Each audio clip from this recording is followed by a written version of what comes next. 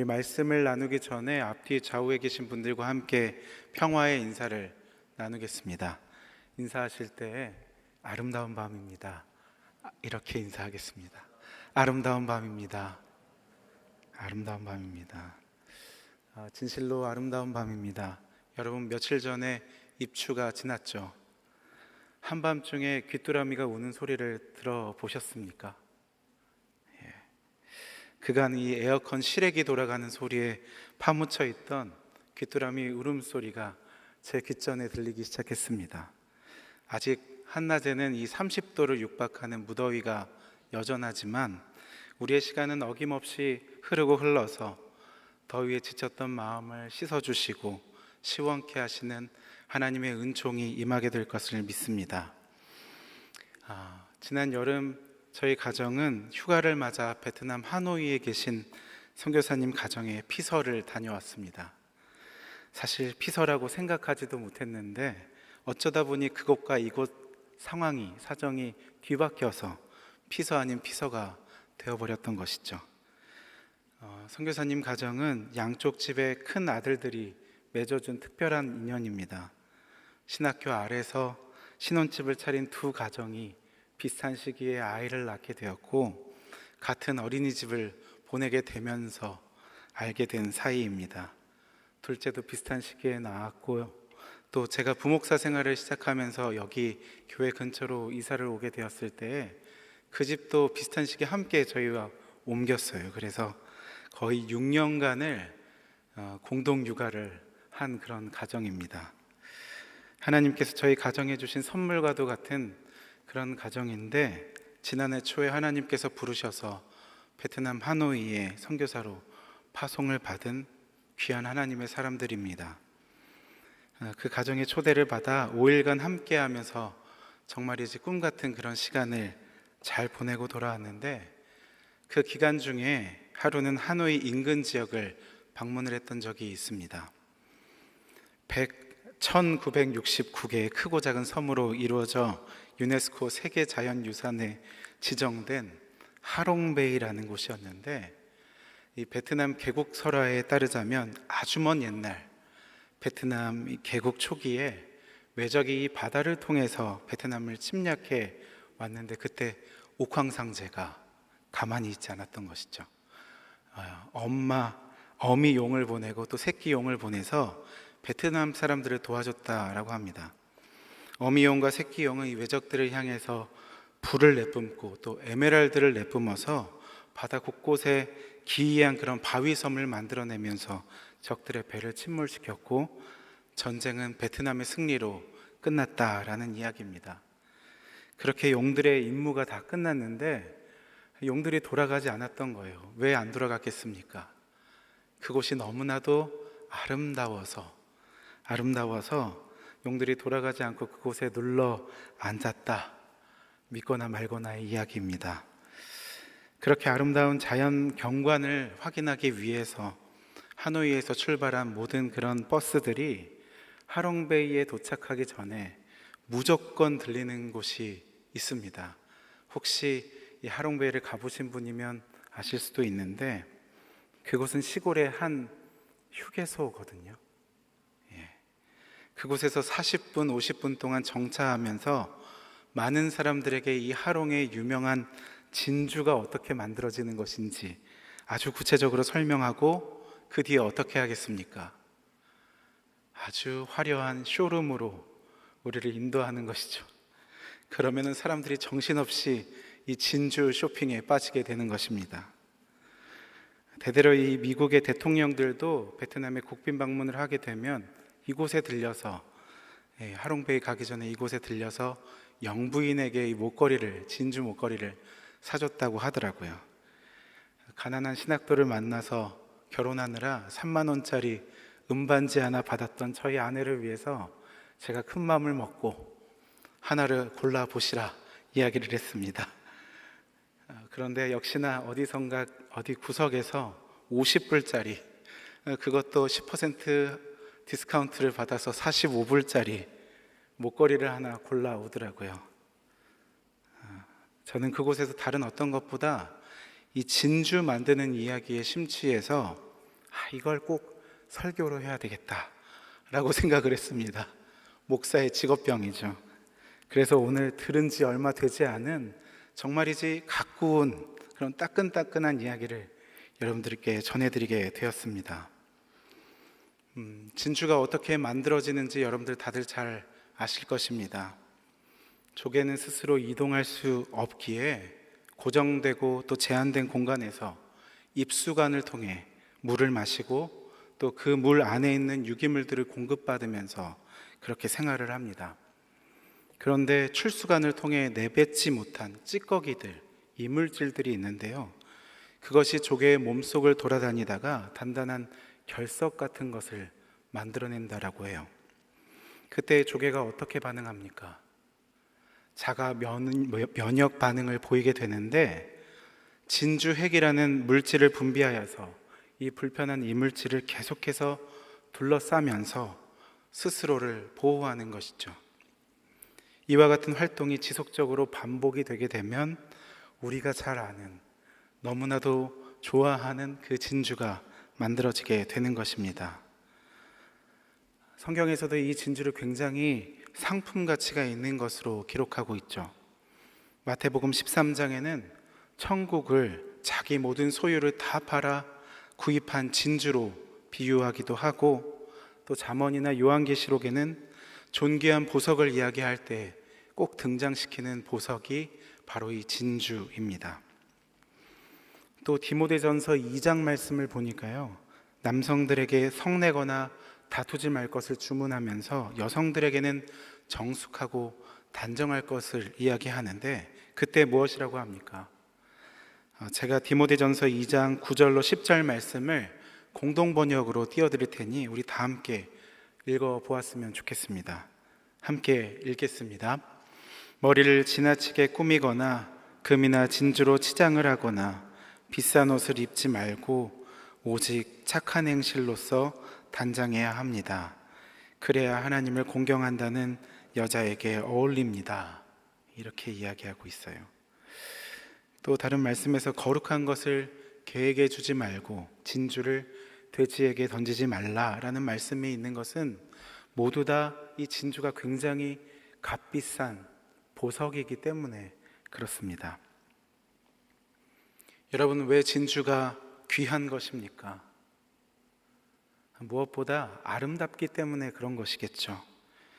그러면 이 진주의 아름다움을 만들어내기 위해서 조개가 아픔을 감내하고 성숙한 열매로 빚어가는 그 모든 행위 역시도 참으로 귀하고 아름다운 것들입니다. 여러분들의 삶에도 삶의 여러 가지 불편한 점들이 존재하죠. 크고 작은 고난이라고도 이야기할 수 있을 텐데, 이것들을 우리가 잘 다스리고 슬기롭게 대처하면 우리 안에 진주가 만들어지게 되겠지만, 그렇지 못하면 여러분이 오늘날 뉴스를 통해 접하게 되는 여러 가지 사회 문제로 발전하게 될 것입니다.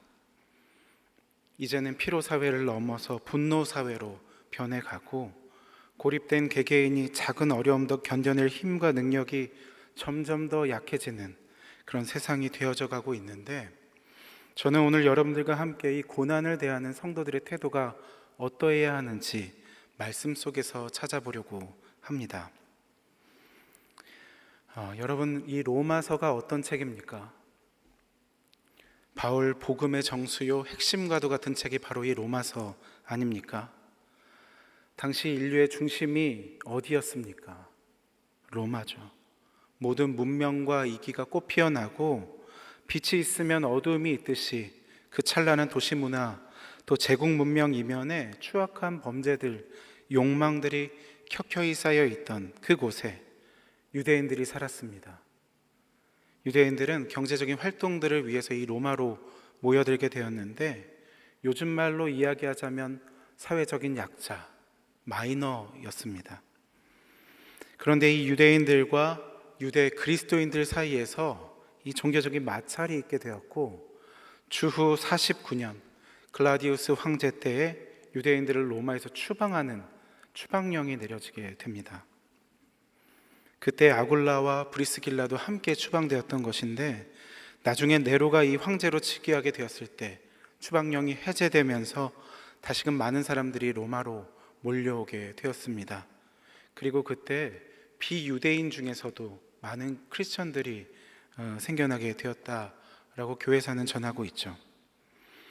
유대인들 사이에서 그리스도 신앙을 지켜갈 수밖에 없었던 유대 그리스도인들은 마이너 중에 마이너였던 것입니다.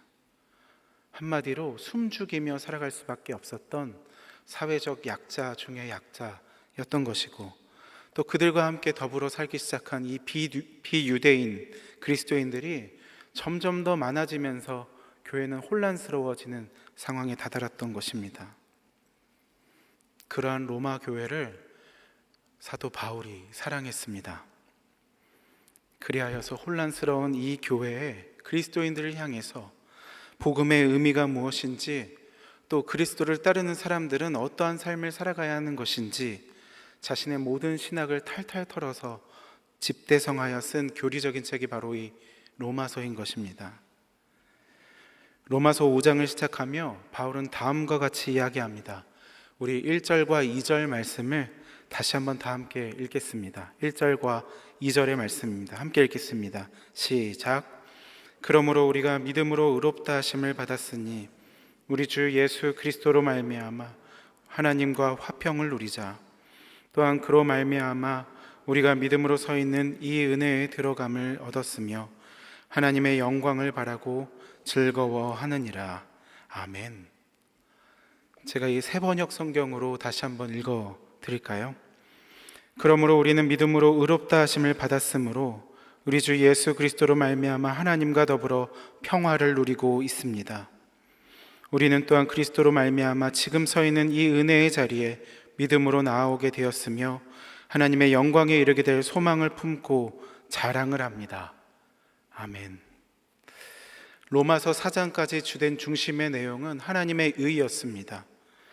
바울은 4장에 이르러 믿음의 조상 아브라함, 바랄 수 없는 중에 바라고 믿었던 그 아브라함을 언급하면서 이 하나님의 의의 대표적인 예로 아브라함을 세웠던 것이죠. 그리고 나서 이 바울은 로마서의 두 번째 논지, 성령 안에서 사는 삶에 대해서 전달하며 무엇보다 먼저 평화를 언급하고 있는 것입니다. 그런데 여러분, 제가 왜 굳이 이 새번역 성경을 다시 한번 읽었을까요? 저는 이 두 말씀 사이에 뉘앙스가 조금은 다르다고 느꼈기 때문입니다. 개역 개정과 또 새번역은 공히 우리가 믿음으로 의롭다 하심을 받았다, 이 신칭의에 대해서 이야기를 합니다. 그리고 나서 개역 개정은 우리 주 예수 그리스도로 말미암아 하나님과 화평을 누리자라고 이야기를 하고 있는데, 새번역 성경은 어떻게 이야기합니까? 이미 그 평화를 우리가 누리고 있다라고 이야기를 하고 있습니다. 이 말이 무엇입니까? 예수 그리스도께서 우리 가운데 다가오시면 순차적으로 점진적으로 평화가 발전하게 된다라는 것이 아니라 오심의 사건과 동시에 우리 안에 평화가 완전히 이루어지게 된다라는 것을 이야기하고 있는 것입니다. 이것을 강조하고 있는 표현인 것이죠. 사랑하는 여러분, 의의 백성의 삶은 하나님과 더불어 이 평화를 누리는 삶입니다. 우리는 믿음으로 말미암아 하나님의 은혜의 장중에 들어가게 되었고, 믿음으로 말미암아 주님의 그 사랑의 품 안에서 우리 하나님의 영광을 바라보며 즐거워합니다. 그러니 우리는 환난 중에도 즐거워할 수 있는 것이죠. 3절로 5절까지의 말씀을 다 함께 다시 한번 읽겠습니다. 함께 읽겠습니다. 시작. 다만 이뿐 아니라 우리가 환난 중에도 즐거워하나니 이는 환난은 인내를, 인내는 연단을, 연단은 소망을 이루는 줄 알미로다. 소망이 우리를 부끄럽게 하지 아니함은 우리에게 주신 성령으로 말미암아 하나님의 사랑이 우리 마음에 부은 바 됨이니. 아멘. 여러분이 읽으신 바로 이 말씀은 굉장히 무서운 말씀입니다. 여러분, 세상에 이 환난을 당했을 때 기뻐할 수 있는 사람이, 즐거워할 수 있는 사람이 어디 있습니까? 세디스트, 마조이스트가 아닌 이상 그리스도인들이 이 환난을 즐거워할 수 있는 사람은 아무도 없습니다. 그런데 누가 이 환난을 즐거워하고 있다고요? 그리스도인들이 환난을 즐거워하고 있다, 환난을 기뻐하고 있다라고 이야기하고 있는 것입니다. 그렇다면 그리스도인들은 어떻게 이 환난을 기뻐하고 즐거워할 수 있는 것입니까? 그것은 환난이 인내를 낳고, 인내는 연단, 그러니까 단련된 인격을 낳고, 단련된 인격은 참된 소망을 낳는다는 것을 알았기 때문입니다. 경험했기 때문입니다. 그리스도인들은 이 고난과 환난 자체를 즐거워하거나 기뻐하는 것이 결코 아닙니다. 그것이 아니라 고난과 환난이 우리를 깊은 차원의 소망으로 인도해낸다라는 것을 믿는 것입니다. 이 땅에 무수히 많은 교회들이 왜 힘을 잃어버렸습니까? 이와 같은 기독교 기본 진리를 잊어버렸고 또 잃어버렸기 때문입니다. 십자가의 고난이 아니라 십자가의 영광만을 선택하고 있기 때문입니다. 영광 이전에 고난이 있어야 합니다.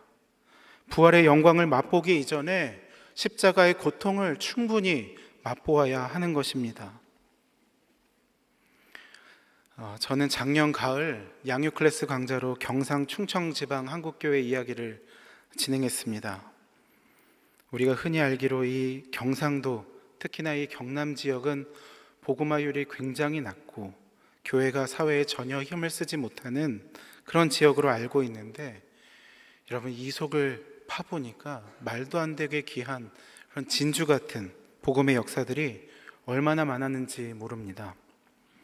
제가 이 이야기를 하나씩 소개해 드리려면 오늘 아마 이 정신여고 정문이 닫히는 10시 그 시간도 부족할 거예요. 제가 몇 가지만 간추려서 소개를 해 드리도록 하겠습니다. 한국 선교는 굉장히 특이합니다.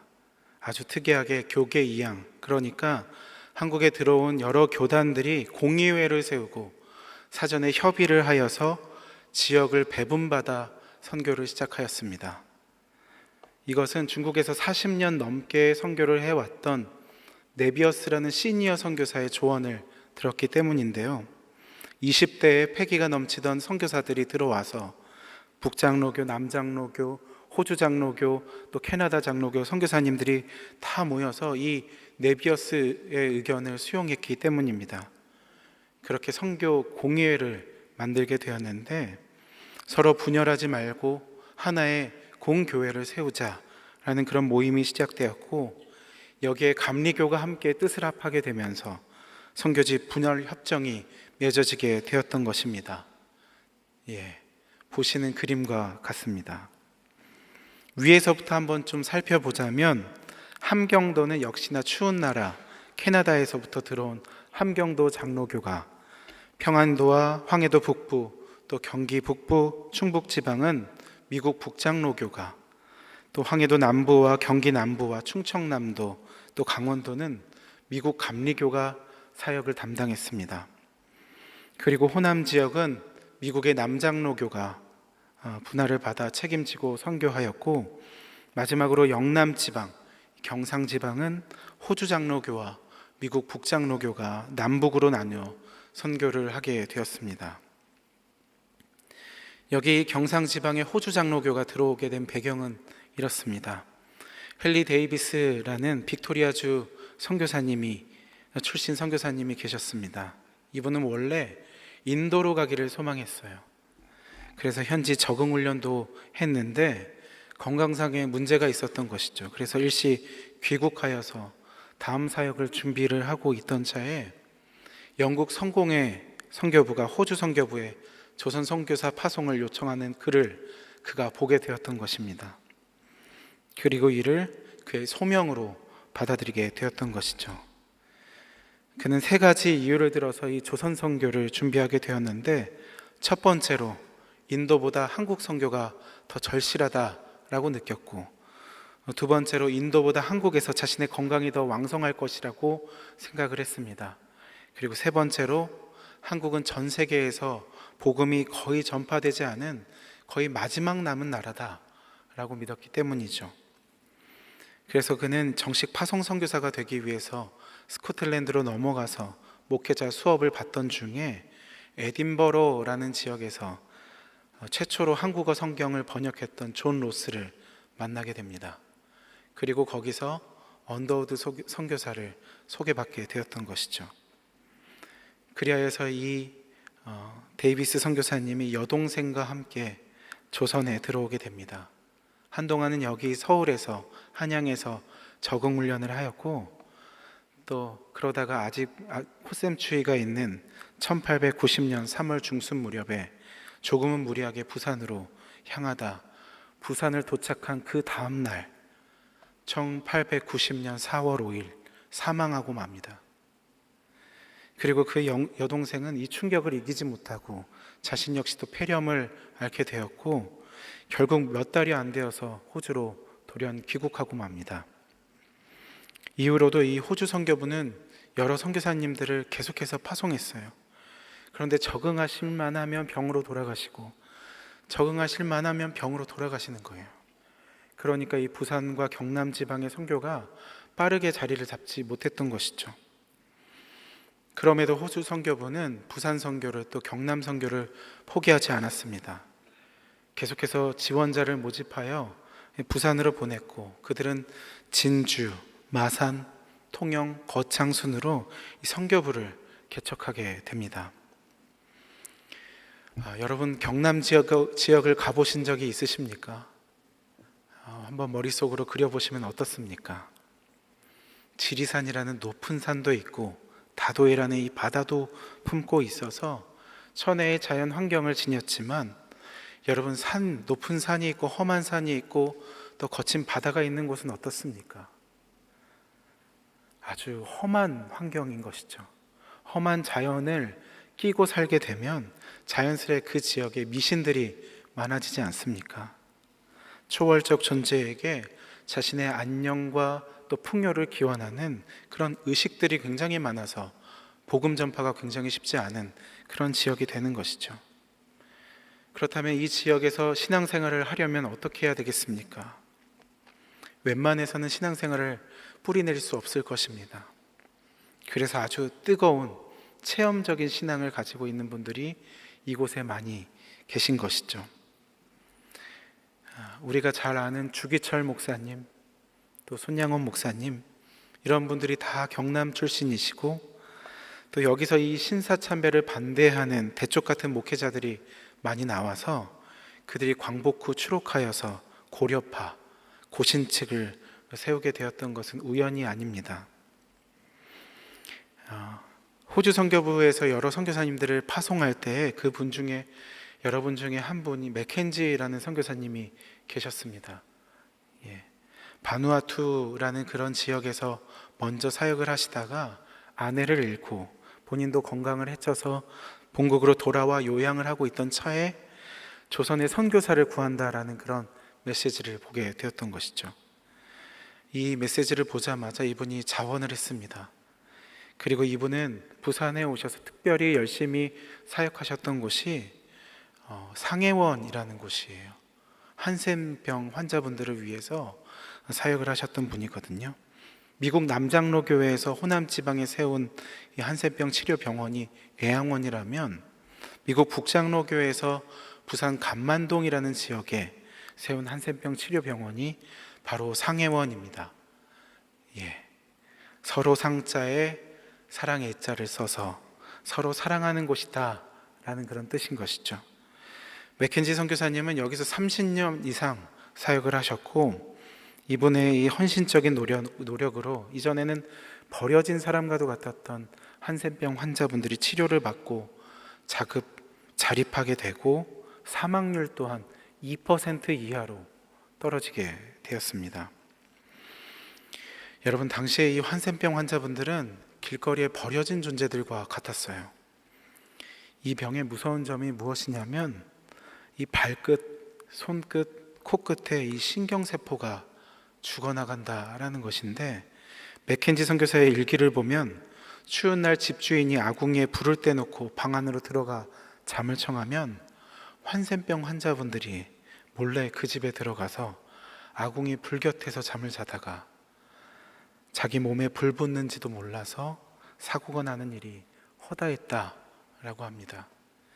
또 쥐가 갉아먹어도 전혀 느낄 수 없으니까 쫓지 못했다라는 그런 기록들이 남겨져 있죠. 간혹 이런 분들이 맥켄지 선교사님을 찾아와도 병원 수용시설의 한계 때문에 다 받지 못하고 돌려보내야 됐던 때가 있었고, 또 어쩔 수 없이 가장 나쁜 상황에 있는 환자들을 우선적으로 받아들일 수밖에 없었는데, 그때 맥켄지 선교사님은 안락한 방에서 깨끗한 침대, 새하얀 빨래가 된 침대 시트 위에서 잠을 자는 것이 몹시도 괴로워 잠을 설쳤다라는 그런 기록들이 남겨져 있습니다. 그만큼 이 조선을 향한 사랑이 대단했던 것인데요, 상해원을 찾아온 많은 환자분들은 대부분 신앙이 없는 채로 찾아왔다가 한 6개월쯤 지나면 한글도 깨우치고 말씀도 읽고, 거의 모든 사람들이 이 선교사님의 헌신적인 삶을 보면서 절로 신앙이 생겼다라고 합니다.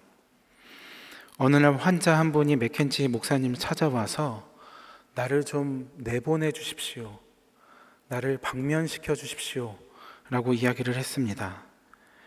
그래서 선교사님은 당신은 지금 다 치료가 되지 않았는데 무슨 소리냐, 왜 그러냐 라고 물어보니까 자신은 여기에 와서 구원도 받았고 예수님의 사랑이 무엇인지 깨달아 나도 무엇인가를 주고 싶은데, 나누고 싶은데 할 수 있는 일이 아무것도 없습니다. 내가 나가 주어야 누군가 나 대신 와서 치료받고 구원받지 않겠습니까? 이런 이야기를 했다는 것이죠. 며칠간 고민하던 이 맥켄지 선교사님이 편지를 써주면서 겨울이 되기 전에 다시 돌아와 달라 그렇게 이야기를 했는데, 이 일을 알게 된 많은 사람들이 너도 나도 할 것 없이 다 방면해 달라 요청을 하게 되면서 뜻하지 않던 순환이 일어나게 되었던 것은 진주같이 놀라운 복음의 역사입니다. 여러분, 맥켄지 목사님과 그 환자분들의 삶을 한번 생각해 보십시오. 그들 앞에서 우리가 가진 신앙은 과연 어떤 모습입니까? 진정으로 살아있는 신앙입니까? 조금도 손해보려 하지 않고 무엇이든 더 가지려고 하고 높아지려고 하는 우리의 삶에 경종을 울리는 그런 메시지일 것입니다. 맥켄지 선교사님이 이 상해원에서 사역을 하고 계셨을 때 당시 이 진주 소재의 경남 성서학원을 졸업한 초짜 전도사가 부임을 하게 됩니다. 그분이 누구냐면 손연준, 나중에 애양원 교회를 담당하게 되면서 이름을 개명해서 손양원 목사님이 되신 분입니다. 처음부터 손양원 목사님이 한센병 환자분들을 아무런 스스럼 없이 만날 수 있었던 것은 아닙니다. 손 목사님이 이 상해원에 부임하시기 전 신학교 재학 중인 시절에 부산 이 상해원 교회에 한 달간 봉사활동을 오게 되셨다는데, 그때 목사님이 무엇이라고 기도했는 줄 아십니까? 겁에 질린 채로 냄새가 안 나게 저의 코를 막아주십시오, 이렇게 기도를 했다고 합니다. 그랬던 목사님이 나중에는 한센병 환자들의 피고름을 직접 입으로 빨아내는 사랑의 원자탄으로 변하셨던 것이죠. 맥켄지 목사님 이야기를 한 가지 더 드려볼까요? 앞서 말씀드린 것처럼 이 맥켄지 목사님은 먼저 바누아투 선교사로 사역을 하다가 아내를 잃게 되었고 자신도 병이 들었는데 다시 또 조선의 선교사로 자원을 하였던 것입니다. 처음에는 호주 선교부가 말렸대요. 그리고 선교비를 주지 않겠다 엄포를 놓으니까 그럼 자신이 세웠던 이 바누아투 교회들이 자신을 위해 마련해 놓은 그 재정을 가지고 가겠다라고 이야기를 했던 것이죠. 그래서 어쩔 수 없이 허가가 떨어지게 됩니다. 선교하기에 조금 늦은 나이 40에 들어와서 사역을 하다가 자신보다 먼저 5년 먼저 들어와서 사역을 하고 있던 메리 선교사님을 만나 결혼을 하고 4딸들을 낳게 됩니다. 여기 사진으로는 2딸들 헬렌과 캐서린이 나와 있는데요, 이 딸들 중에 캐서린은 의사가 되고 나머지 세 딸은 간호사가 됩니다. 나중에 이들이 부산 고향 땅으로 들어와서 사역을 하려고 하다가 2차 세계대전이 나서 못 들어오고 중국에 잠시 들어갔다가 공산혁명이 나자 이 처녀들이 미얀마를 통해서 이 중국을 빠져나오게 돼요. 그리고 1952년 전쟁통에 부산에 도착하게 됩니다. 그렇게 어렵게 부산에 도착하게 되었는데 어느 날 다리 밑에서 한 여인이 아기를 낳는 모습을 보게 되었던 것이죠. 아무런 의료 장비 없이 그저 그 길바닥에서 아이를 낳는 모습을 보고 캐서린이 서원을 하게 됩니다. 종교와 상관없이 또 재물과 상관없이 인간의 존엄성이 보장되는 그런 여성병원을 운영하겠다라고 말입니다. 그래서 호주와 미국으로부터 후원금을 모아서 세워지게 된 병원이 바로 부산의 일심병원입니다. 일신 기독병원. 여기 사진에는 일심 부인병원이라고 되어 있어요. 캐서린 선교사님이 부산에서 7만 명의 아이를 받았다라고 합니다. 그러니까 부산 출신의 많은 분들이 이분의 손을 거쳐서 생명을 얻게 되셨던 것이죠. 우리 교회는 이 병원과 관련된 분들이 굉장히 많으시더라고요. 이곳에서 자녀들을 낳으신 분들도 계시고요. 또 가족 중에 한 분은 바바라 마틴이라는 한국명 민보은 의료선교사의 극진한 도움을 받고 호주로 넘어가 어려운 그런 치료를 받게 됐고 훗날 나중에 일심병원장으로 섬기게 되신 놀랍고도 아름다운 진주 같은 역사가 이곳 안에 다 숨겨져 있습니다. 이 민보은 선교사님은 캐서린 선교사님이 1년간 안식년으로 자리를 비우게 되었을 때 그 자리를 1년만 대신하러 들어오셨다가 무려 32년간 결혼도 미루고 여성과 어린 아이들을 위해서 헌신적으로 일하셨던 분입니다. 사랑하는 여러분, 선교사님들이 사역하기 편해서 이 땅, 이 자리에 찾아오신 것이 결코 아닙니다. 이분들은 세상의 눈으로 볼 때 전쟁의 폐허 속에서 자기 목숨을 담보로 내어주지 않으면 어떠한 사역도 이루어질 수 없는 그 땅 가운데, 무모한 이 땅 가운데 도전적으로 삶을 내어 던지신 분들이십니다. 그런데 이분들은 모두 다 알았던 것이죠. 환난은 인내를 낳고 인내는 연단을 낳고 연단은 극진한 소망을 이룬다는 것을 말입니다. 사도 바울은 이것을 깨닫고 아주 귀하게 여겼습니다. 우리가 연약할 때, 또 우리가 죄인 되었을 때, 또 심지어 우리가 죄인 되었을 때, 원수가 되었을 때에도 주님이 우리를 위하여 죽으심으로 우리를 구원하시고 부활하심으로 새 생명으로 우리를 인도하신 것처럼 또 이 모든 것으로 하나님과 우리를 화목하게 하신 것처럼 우리의 삶에 놓인 여러 가지 삶의 문제들을 통해 우리가 진주를 이루어 가야 된다라는 것을 말입니다. 말씀을 마무리합니다. 사랑하는 여러분, 오늘날 우리에게 허락된 이 고난과 역경은 모두 다 우리 안에 진주를 이뤄내기 위한 하나님의 도구인 것입니다.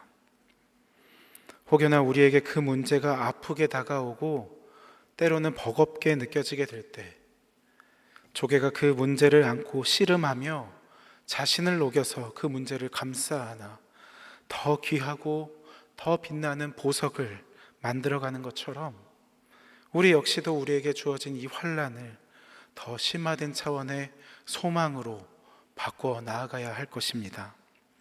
그리하여 일신, 주님 앞에 서게 될 때까지 매일매일을 새롭게 삶으로 진주를 이뤄내며 그리스도의 향내를 내는 귀하고 복된 삶을 살아가시는 저와 여러분 우리 모두가 되기를 간절히 소원합니다. 이것이 오늘 우리를 향한 하나님 아버지의 뜻입니다. 함께 기도하겠습니다.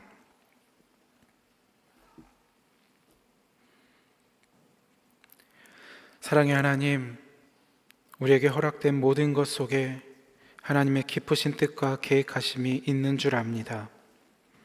당장 우리의 눈앞에 그 길이 보이지 않는다 할지라도 환난을 통해 인내를 낳고, 인내를 통해 단련된 인격을 낳고, 단련된 인격을 통해 참된 소망을 낳는 놀라운 복음의 능력을 기억하게 하시고, 그 모든 과정에 나를 녹여 주님께 귀하게 드릴 수 있는 진주 같은 삶의 열매들을 많이 맺으며 살아가게 하여 주옵소서. 연약한 우리를 위하여, 죄인 되고 원수된 우리를 위하여 십자가의 고통을 참으심으로 새 생명의 길을 열어주신 사랑의 우리 구주 예수 그리스도의 이름으로 기도드립니다. 아멘.